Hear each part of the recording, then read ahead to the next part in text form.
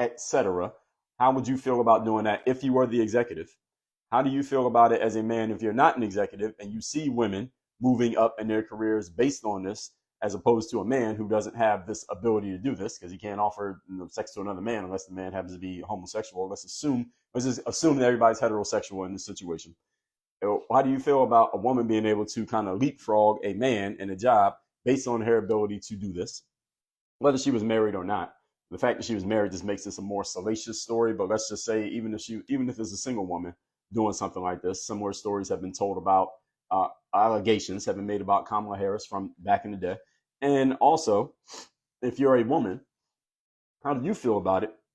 Are you a type of person who would do this? Would you use your attributes and use sex to move yourself up in your career? And some of you may not be willing to admit that out loud, but would you be willing to do this? How do you feel about other women who might be willing to do this or who are actively doing this? And how do you feel if and when a man approaches you and he offers this type of proposition to you, whether he says it in so many words or not? All of these things are what we want to address here today, because I think it is an interesting conversation. I think let's start here. So back in the 90s, there was a movie called The Players Club.